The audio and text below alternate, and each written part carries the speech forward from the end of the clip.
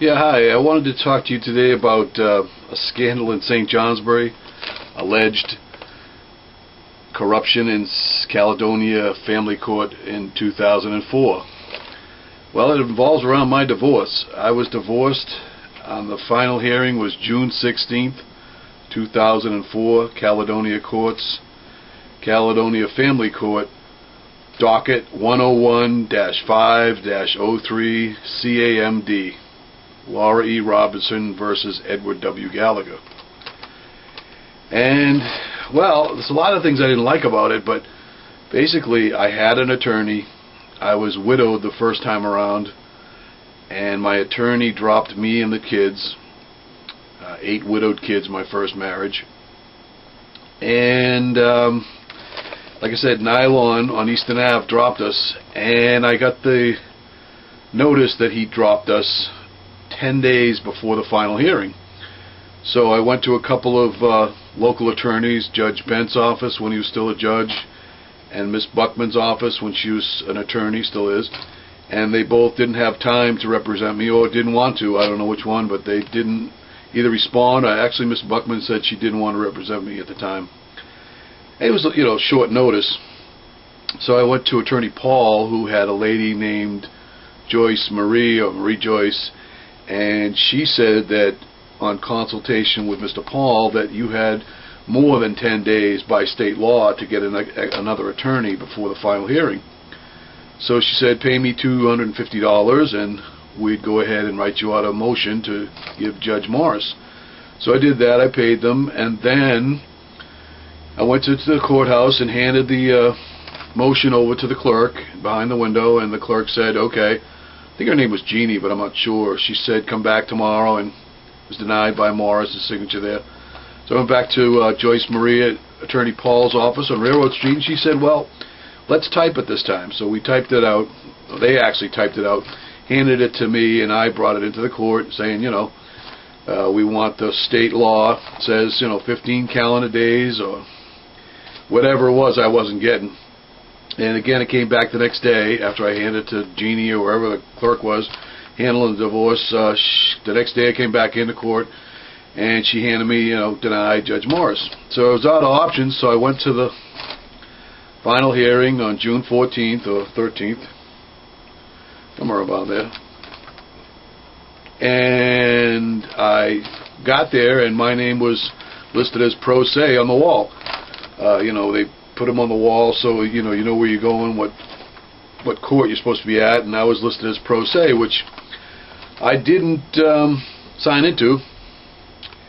And during the divorce hearing, the first thing I said with Judge Morris was, I don't want to be pro se. And of course he just ignored me and told Attorney Biker Joe to just go ahead and start the divorce. And the divorce didn't go too well for me. Judge Morris gave her everything. Both houses we owned at 8601 Route 122 Sheffield Heights. No mortgages. The bank accounts, thousands of dollars in the bank accounts. My truck. And he cited postal life insurance policy, the cash value of, as the reason. Which, I told him there is no cash value. And, that was an erroneous decision. So after that, they gave their his decision. He gave the decision, and so I went back to Joyce Marie, and she said, "Well, come back to us in 30 days, and we'll let you know what we think." And I never did get any directions on appeals. There's never given any to me. And when I went back after 33 days, Joyce Marie at that point told me that I couldn't appeal because it had been after 30 days. So my problem was that it appeared to me, an allegation was that Laura Robertson had been to the district attorney's office, that through her recovery room she allegedly had done some work for the district attorney's office. Some of the, I don't know how many of them, but she was doing reupholstering for them for free, and I thought this was against the law. I don't think I should have been put into pro se against my will. I don't like the facts that I don't have enough assets to give Miss Deborah Buckman the $8,000 she wants to reopen the divorce. And I'm calling it a scandal because that's what I believe it is. And that's why I put it on YouTube. I spoke to Bob Butterfield a couple times about it, and he said that I had no forum. I went to Iraq, and my apartment was broke down. The door was broke down while I was in Iraq.